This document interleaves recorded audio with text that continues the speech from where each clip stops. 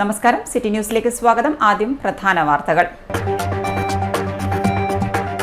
60 വയസ്സ് കഴിഞ്ഞവർക്ക് 10,000 രൂപ പെൻഷൻ നൽകണം. നിരാഹാര സമരവുമായി one rank one pension movement. മന്ത്രിമാരുടെ ശമ്പള വർധന നീക്കം ഉപേക്ഷിക്കണമെന്നും ആവശ്യം.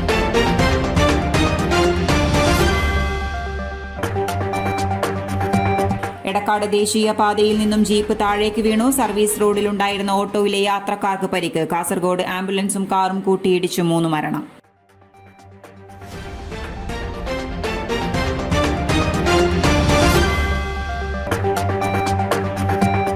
SSLC ഫലം നാളെ. ഫലമറിയാൻ ആപ്പ് പുറത്തിറക്കി കൈറ്റ്. പോർട്ടലിന് പുറമെ സഫലം 2024 മൊബൈൽ ആപ്പും സജ്ജം.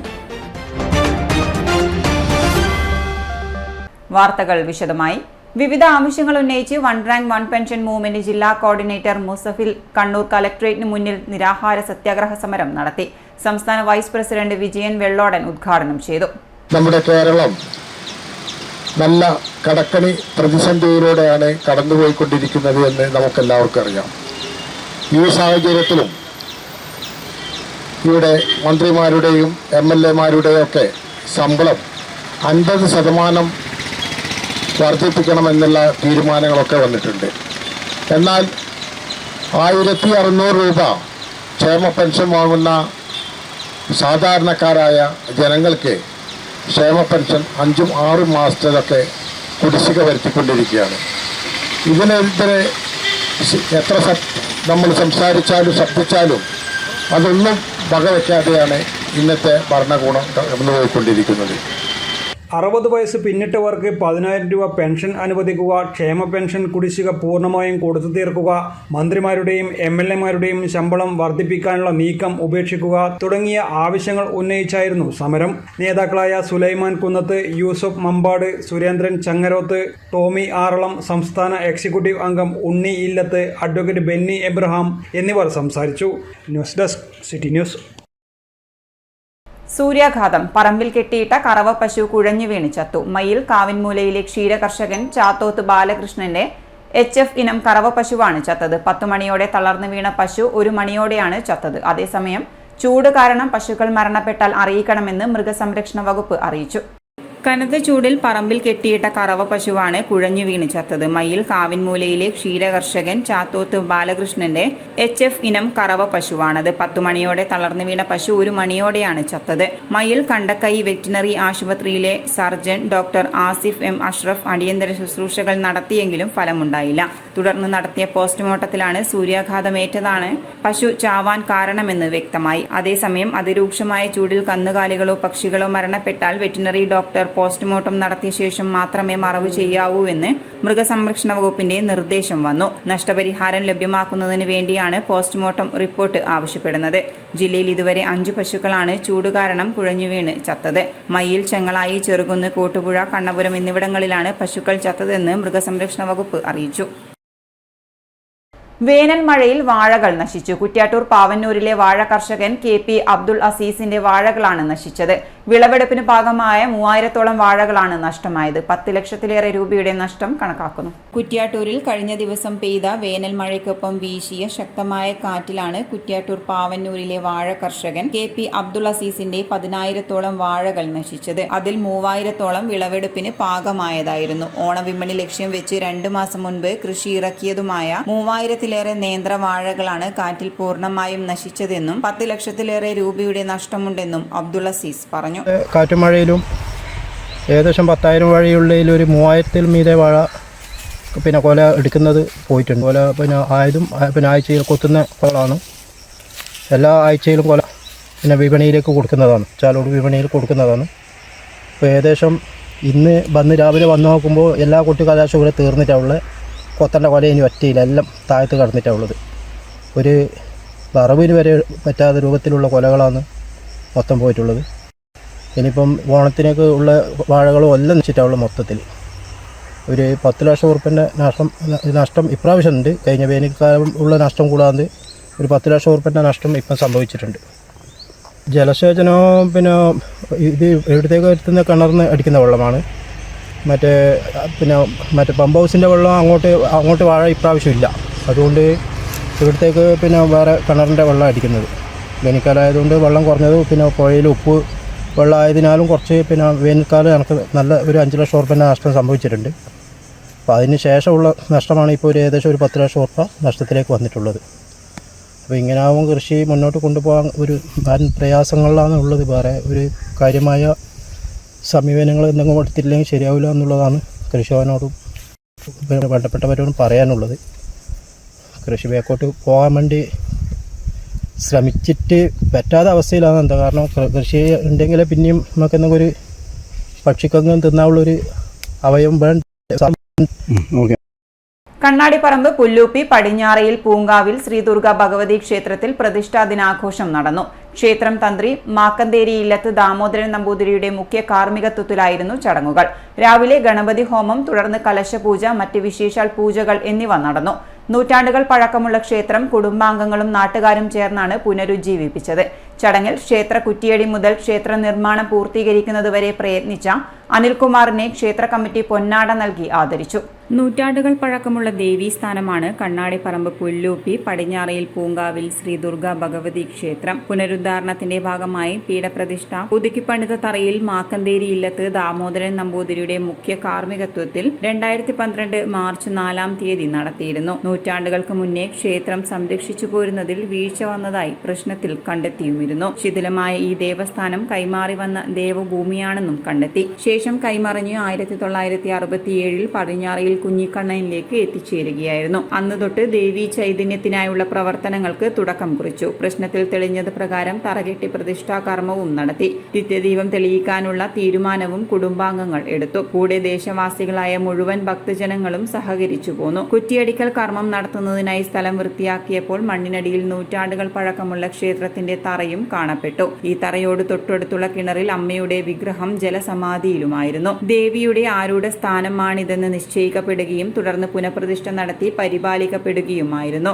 ദൈനംദിന സന്ധ്യാദീപം, സംക്രമ ദിവസങ്ങളിൽ നിവേദ്യം, ഓണം, വിഷു, കാർത്തിക, ദശമി തുടങ്ങിയ വിശേഷ ദിവസങ്ങളിലെ പ്രാർത്ഥനാ നിവേദ്യം, മറ്റെല്ലാ കർമ്മങ്ങളും ക്ഷേത്രത്തിൽ നടത്തിവന്നു. വൃശ്ചിക മാസത്തിലെ കാർത്തിക നക്ഷത്രത്തിൽ ക്ഷേത്ര സന്നിധിയിൽ വച്ചുണ്ടാക്കുന്ന പായസ നിവേദ്യം അമ്മയുടെ പ്രധാന വഴിപാടുമാണ്.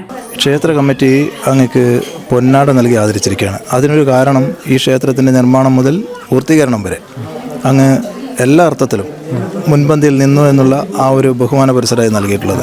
അപ്പോൾ ഇതിനോടനുബന്ധിച്ച് തന്നെ നമുക്ക് ക്ഷേത്രത്തിൻ്റെ ഐതിഹ്യം സാധാരണ ഭക്തജനങ്ങൾക്കും കൂടി അറിയേണ്ടതല്ലേ? അപ്പോൾ അതേക്കുറിച്ചൊന്ന് പറയാം. എനിക്ക് ഇവിടെ നിന്ന് കിട്ടിയ ഏറ്റവും വലിയൊരു അനുഗ്രഹമാണ് ഈ അമ്മേൻ്റെ ഈ പൊന്നാടയും ഇതും. പൊന്നാട പിന്നെ ഈ കുടുംബത്തിൻ്റെ എല്ലാം അറിയാവുന്ന ഒരു കുടുംബനാഥൻ എന്ന നിലയിൽ ഇന്ന് മൂത്ത ഒരാൾ നമ്മളെ ദാസാട്ടനാണ്. ഇപ്പോൾ പണ്ട് കാലങ്ങൾ പറഞ്ഞു വരുന്നതെന്ന് പറഞ്ഞാൽ ഇവിടെ ഈ നമ്മുടെ ഓർമ്മയിൽ ഇവിടെ ഒരു മണ്ണിൻ്റെ പരമ്പ് മാത്രം ഇട്ടിട്ട് നടുക്ക് ക്ഷേത്രം മറച്ചിട്ട കല്ലും അതിൻ്റെ പീഠപ്രതിഷ്ഠ നടത്തിയ കരിങ്കല്ലെല്ലാം മറച്ചിട്ടിട്ടാണ് ഉള്ളത്. അപ്പോൾ അന്നേരം പറഞ്ഞാൽ മറ്റുള്ള ആൾക്കാരൊന്നും ഇതിനുള്ളിൽ പ്രവേശിക്കുകയില്ല. പ്രത്യേകിച്ച് സ്ത്രീകൾക്ക് പ്രവേശനം ഇല്ല.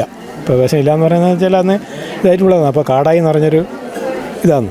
കാട് എന്ന് പറയുമ്പോൾ എല്ലാം 2-3 മരം, ഒരു ചെമ്പകം, ഒരു മുരിക്ക്, പിന്നെ ഒരു കുറുമരം, അങ്ങനെ ഒരു 3 മരം അങ്ങനെ ഇതിൻ്റെ ഉള്ളിലുണ്ട്. അത് ഈ രീതിയിലാകുമ്പോഴത്തേക്ക് പിന്നെ സ്വർണ്ണ പ്രശ്നത്തിലൂടെയാണ് ഇത് കണ്ടത്. അത് കണ്ടെത്തിയത് അങ്ങനെയാണ്, സ്വർണ്ണ പ്രശ്നത്തിലൂടെ കണ്ടെത്തി. അപ്പോൾ നമ്മളെ എല്ലാവരും കൂടി ധാരണ എന്ന് പറഞ്ഞാൽ ഇത് ഒഴിവാക്കാൻ പറ്റുമോ എന്നുള്ളൊരു ധാരണയിലാണ് നമ്മൾ ആദ്യം കൂട്ടായ്മയിൽ തീരുമാനിക്കുക. വെച്ചാൽ ഇവരെ ഇവിടുന്ന് കല്യാണം കഴിച്ചു കൊണ്ടുപോയ പെൺകുട്ടികൾക്കെല്ലാം എന്തെല്ലോ അനർത്ഥങ്ങൾ വന്നതിന് ശേഷം ഇവർ പ്രശ്ന ചിന്ത വെച്ചു. അപ്പോൾ അവർ പറയുന്ന പ്രശ്നത്തിൽ ഈ ക്ഷേത്രം ഉണ്ട് ഇവിടെ, അപ്പോൾ അത് എന്താ ചെയ്യാൻ പറ്റുമോ എന്നുള്ള അങ്ങനൊരു ഇത് വന്നു. അപ്പോൾ നമ്മൾ എല്ലാവരും കൂട്ടായിട്ട് ചെയ്ത് ഇവിടുന്ന് ക്ഷേത്രം ഒഴിവാക്കാൻ പറ്റുമോ എന്നുള്ളൊരു ചിന്ത വെച്ചു. അപ്പോൾ പറഞ്ഞൊരു കാരണവശാലും അത് ചെയ്യാൻ പറ്റൂല. ഇവിടെ ഈ ക്ഷേത്രത്തിൻ്റെ ആയിട്ട് ബന്ധപ്പെട്ടിട്ട് ഇതിൻ്റെ മണിക്കിണറുണ്ട്, ആ കിണറിൽ വിഗ്രഹങ്ങളുണ്ട്, അങ്ങനെയെല്ലാം പരിധി എടുത്താൽ നിങ്ങൾക്ക് കിട്ടുമെന്ന് പറഞ്ഞു. അങ്ങനെയാണ് പിന്നെ നമ്മൾ ഇതിൻ്റെ പുരോഗമന പ്രവർത്തനം മുന്നോട്ട് കൊണ്ടുപോകുമെന്ന് പറഞ്ഞാൽ പിന്നെ പ്രശ്നചിന്ത വെച്ച് താമര പ്രശ്നം വെച്ചു. അത് കഴിഞ്ഞതിന് ശേഷം ക്ഷോർണ പ്രശ്നം വെച്ചു. അപ്പോൾ അതിരുന്നൊരു ആശാരിനെ ഒരു വിശ്വകർമാവിനെ നമ്മൾ ഒരു പ്രശ്ന മുഖാന്തരം കണ്ടെത്തി. ചേലാറോ ലക്ഷണം എന്ന് പറഞ്ഞാൽ ഒരാളെ കണ്ടെത്തിയതിന് ശേഷം നമ്മൾ ഇതിൻ്റെ നിർമ്മാണ പ്രവർത്തനത്തിൽ ആദ്യം തന്നെ മണ്ണ് നീക്കാൻ തുടങ്ങി. അങ്ങനെ മണ്ണ് ഏകദേശം ഒരു 11 ഇന്നത്തെ നിലവിലെ ഗാനത്തിന് താഴെ ഒരു 11 വരിയോളം മണ്ണ് നീക്കിയതിന് ശേഷമാണ് പണ്ടത്തെ ക്ഷേത്രത്തിൻ്റെ അവശിഷ്ടങ്ങളല്ല ഇതിൻ്റെ പാതകം കണ്ടെത്തുന്നത്. അപ്പോൾ അവിടുന്ന് വെച്ച് അളവെല്ലാം വെച്ചിട്ടാണ് ക്ഷേത്രത്തിൻ്റെ പണി തുടങ്ങുന്നത്. ക്ഷേത്രത്തിൻ്റെ പണി തുടങ്ങിയതിന് ശേഷം എന്ന് പറഞ്ഞാൽ നമ്മൾ ഒരു തടസ്സമില്ലാണ്ട് ഈ ഇളമഞ്ചക്കത്തറ വരെ എത്താൻ വേണ്ടി സാധിച്ചു എന്ന് പറഞ്ഞാൽ അതിന് നമ്മൾ 3-4 ആൾ അതിന് അഹോരാത്രം മെനക്കെട്ട് നമ്മൾ കുടുംബം ഇതിനെ സജീവമായിട്ട് പ്രവർത്തിച്ച് അവരെ മുന്നിൽ നിന്ന് മാത്രമേ ഉള്ളൂ. ബാക്കി എല്ലാവരുടെയും കൂട്ടമായ പ്രവർത്തനമാണ് ഇതിൻ്റെ വിജയത്തിന് കാരണം. പിന്നെ ഇന്ന് എനിക്ക് ഇവിടുന്ന് ഈ അമ്മയുടെ അനുഗ്രഹം കൊണ്ട് ഇങ്ങനെ പൊന്നാട ഉണ്ടായിരുന്നു. ഓരോ ക്ഷേത്രവും ആരാധനാലയങ്ങളും നമ്മുടെ സംസ്കാരത്തിൻ്റെ വിശ്വാസത്തിൻ്റെ ഭാഗമാണ്. ഇത് രണ്ടും ചേർന്നാൽ മാത്രമേ സഹിഷ്ണുതയും സമാധാനവും ഉണ്ടാവുള്ളൂ. ക്യാമറാമാൻ രഞ്ജിത്തിനൊപ്പം ജയദേവൻ, സിറ്റി ന്യൂസ്, കണ്ണൂർ. ഇടവേളയ്ക്ക് മുമ്പായി പ്രധാന വാർത്തകൾ ഒരിക്കൽ കൂടി. 60 വയസ്സ് കഴിഞ്ഞവർക്ക് 10,000 രൂപ പെൻഷൻ നൽകണം. നിരാഹാര സമരവുമായി one rank one pension movement. മന്ത്രിമാരുടെ ശമ്പള വർധന നീക്കം ഉപേക്ഷിക്കണമെന്നും ആവശ്യം.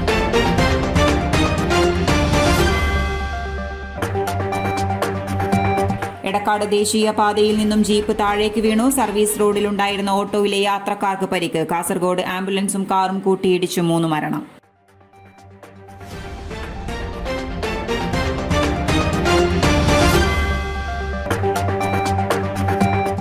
SSLC ഫലം നാളെ. ഫലമറിയാൻ ആപ്പ് പുറത്തിറക്കി കൈറ്റ്. പോർട്ടലിന് പുറമെ സഫലം 2024 മൊബൈൽ ആപ്പും സജ്ജം.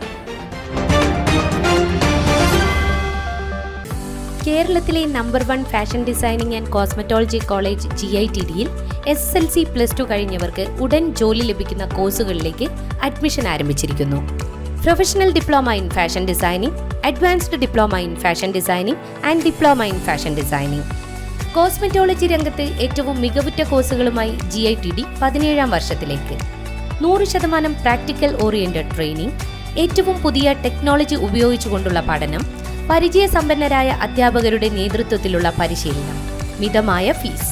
Professional diploma in beautician and cosmetology, advanced diploma in beautician and cosmetology and diploma in beautician and cosmetology. പരിചയസമ്പന്നരായ അധ്യാപകരുടെ നേതൃത്വത്തിലുള്ള pre primary teachers training course. എല്ലാ വർഷവും നടന്നുവരുന്ന ഡിസൈനർ ഷോ GITDയുടെ മാത്രം പ്രത്യേകതയാണ്. GITD വനിതകളുടെ വിജയത്തിന്റെ വഴികാട്ടി. GITD എന്റെ അഭിമാനം, എന്റെ മേൽവിലാസം.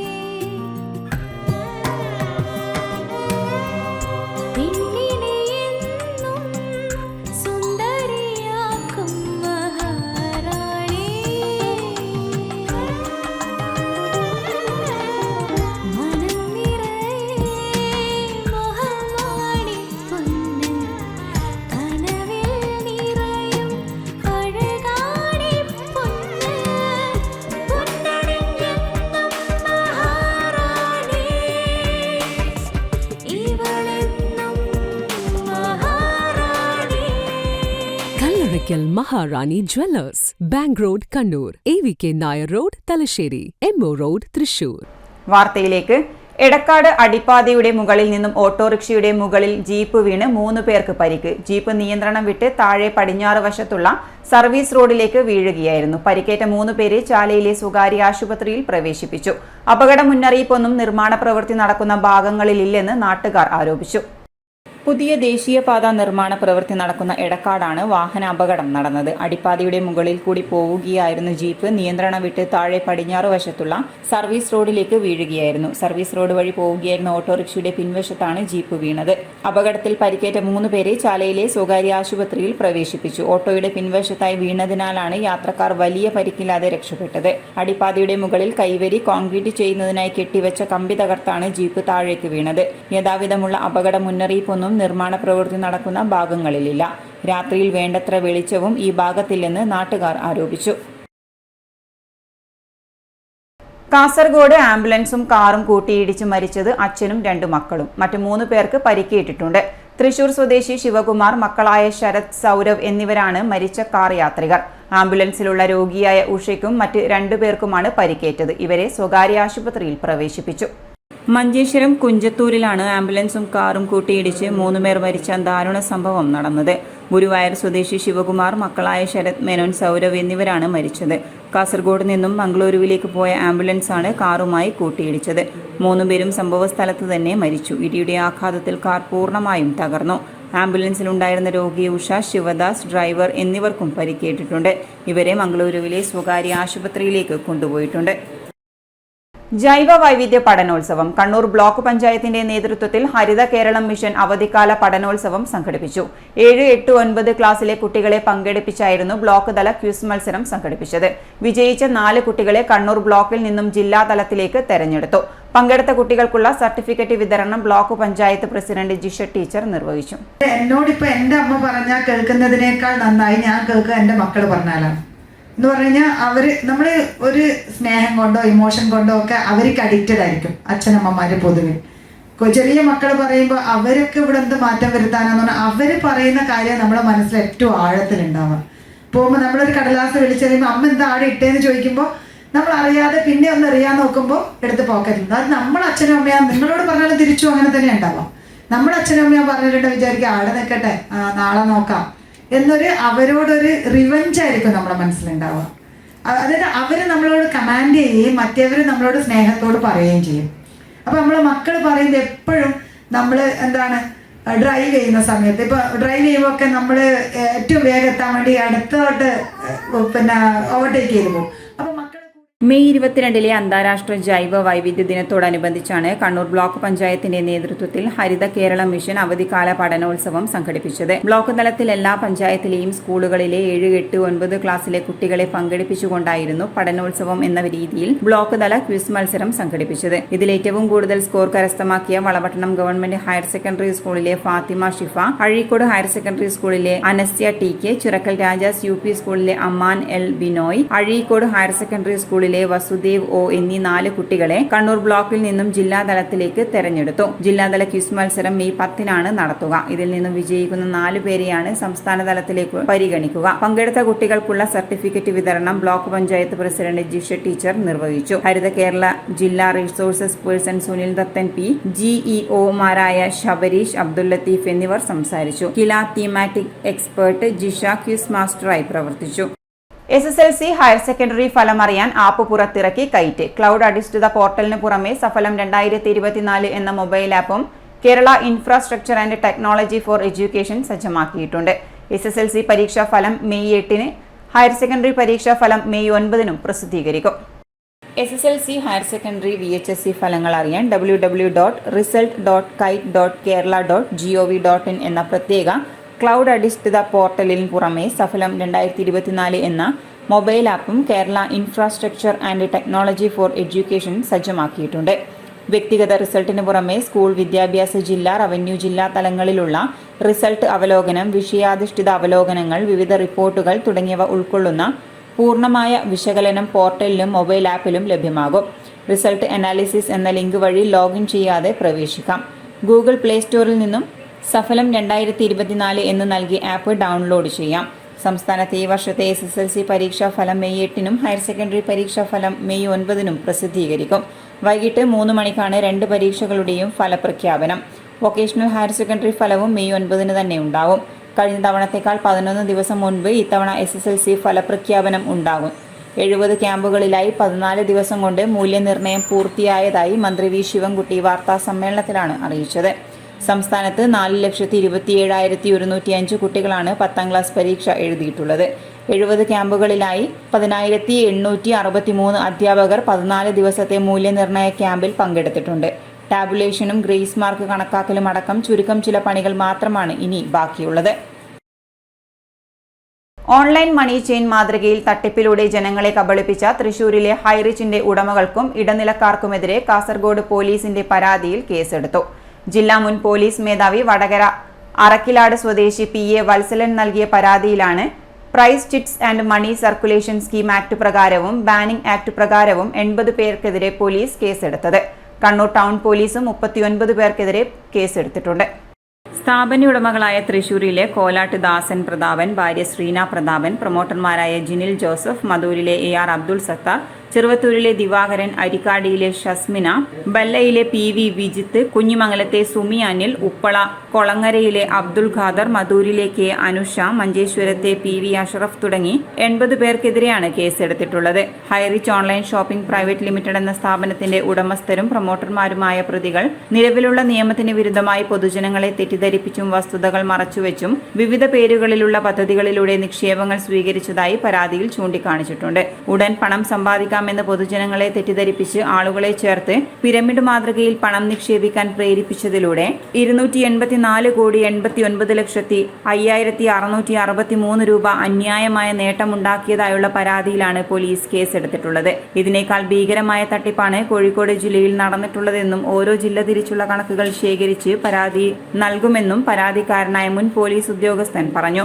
മണി ചെയിൻ മാതൃകയിലുള്ള വിവിധ വ്യാപാരങ്ങളുടെ മറവിൽ നേരിട്ടും ഓൺലൈനായും ആളുകളെ ചേർത്ത് കോടികൾ കമ്മീഷൻ പറ്റുന്നതായും നിയമപരമായ അനുമതിയില്ലാതെ ആളുകളിൽ നിന്നും നിക്ഷേപം സ്വീകരിക്കുന്നതുമായുള്ള ഇദ്ദേഹത്തിന്റെ പരാതിയിൽ കഴിഞ്ഞ ദിവസം കണ്ണൂർ ടൗൺ പോലീസ് ഇടനിലക്കാരായ 39 പേർക്കെതിരെ കേസിന്റെ പിന്നാലെയാണ് കാസർഗോഡ് പോലീസും കേസെടുത്തിരിക്കുന്നത്.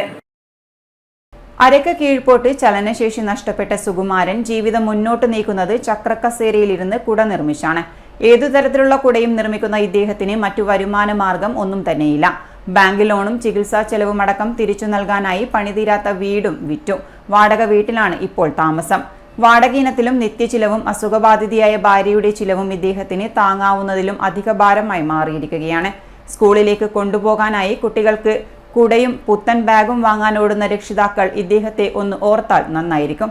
13 വർഷം മുമ്പ് സ്വന്തം പഴയ വീട് പുതുക്കി പണിയുമ്പോൾ മുകളിൽ നിന്നും താഴേക്ക് വീണാണ് നട്ടെല്ല് പൊട്ടി അരയ്ക്ക് കീഴ്പോട്ട് സുകുമാരന്റെ ചലനശേഷി നഷ്ടപ്പെട്ടത്. പിന്നീട് കിടപ്പിലും വീൽചെയറിലുമായ ജീവിതം. ഭാര്യ കൂടി അസുഖക്കാരിയായതോടെ വരുമാന മാർഗത്തിനായി ജോലി ചെയ്യാമെന്ന് തീരുമാനിച്ചു. കൂലിപ്പണിയായിരുന്നു ആദ്യം ചെയ്തിരുന്നത്. അപകടത്തിനു ശേഷം പിന്നീട് എന്ത് ചെയ്യും എന്നതിനുള്ള ഉത്തരമായാണ് കുട നിർമ്മാണത്തിൽ എത്തിച്ചത്. ബാങ്കിൽ നിന്നും ലോൺ എടുത്താണ് പഴയ വീട് പുതുക്കി പണിയാൻ ആരംഭിച്ചത്. അപകടത്തിൽപ്പെട്ട ശേഷം ആശുപത്രി, ഓപ്പറേഷൻ തുടങ്ങിയവയ്ക്കായി കടം വാങ്ങേണ്ടിയും വന്നു. ബാങ്ക് ലോണും ചികിത്സയ്ക്ക് കടം വാങ്ങിയതും തിരിച്ചു കൊടുക്കാൻ വേണ്ടി പണി പൂർത്തിയാവാത്ത വീട് വിറ്റു. പിന്നീട് വാടക വീട്ടിലായിരുന്നു താമസം. മാസം എല്ലാത്തിനും നല്ലൊരു തുകയും ഇപ്പോൾ ചിലവുണ്ട്. ജോലി ചെയ്യാനുള്ള മനസ്സ് മാത്രമാണ് ആകെ കൈമുതലായുള്ളത്. സാമ്പത്തികമായി സർക്കാരിൽ നിന്ന് കിട്ടുന്ന പെൻഷൻ അല്ലാതെ വേറെ വരുമാന മാർഗമൊന്നും ഇദ്ദേഹത്തിനില്ല. സാങ്കേതിക കാരണങ്ങളാൽ ഇപ്പോൾ പെൻഷനും നിലച്ച അവസ്ഥയിലാണ്. ഇടയ്ക്ക് മൂത്രാശയ സംബന്ധമായ രോഗവും വരുന്നുണ്ട്. വീൽ ചെയറിൽ kids fancy 2-fold 3-fold black colour print കുടകൾ ചെയ്തു നൽകുന്നുണ്ട്. 5-fold ബ്ലാക്ക് കളർ പ്രിന്റ് എന്നിവയും നിർമ്മിച്ചു കൊടുക്കും. കൂടാതെ കാലൻ കുടകളും ഇദ്ദേഹം നിർമ്മിക്കുന്നുണ്ട്. ഫേസ്ബുക്ക് മാത്രമാണ് കച്ചവടത്തിന് സഹായകം. ഓരോരുത്തരും ഒരു കുടയെങ്കിലും വാങ്ങിയും മെസ്സേജ് ഷെയർ ചെയ്തും സഹായിക്കണം എന്നതാണ് സുകുമാരന്റെ ആവശ്യം. ഇന്ത്യയിൽ എവിടെയും കൊറിയർ വഴിയോ പോസ്റ്റ് വഴിയോ അയച്ചു കൊടുക്കുകയും ചെയ്യും. ഇനി സ്വർണം വെള്ളി. അവസാനമായി പ്രധാന വാർത്തകൾ ഒരിക്കൽ കൂടി. 60 വയസ്സ് കഴിഞ്ഞവർക്ക് 10,000 രൂപ പെൻഷൻ നൽകണം. നിരാഹാര സമരവുമായി 1 റാങ്ക് 1 പെൻഷൻ മൂവ്മെന്റ്. മന്ത്രിമാരുടെ ശമ്പള വർധന നീക്കം ഉപേക്ഷിക്കണമെന്നും ആവശ്യം.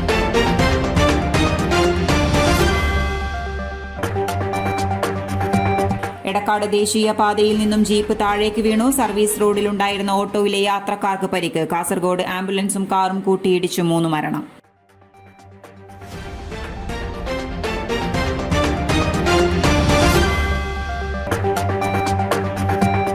SSLC ഫലം നാളെ. ഫലമറിയാൻ ആപ്പ് പുറത്തിറക്കി കൈറ്റ്. പോർട്ടലിന് പുറമെ സഫലം 2024 മൊബൈൽ ആപ്പും സജ്ജം.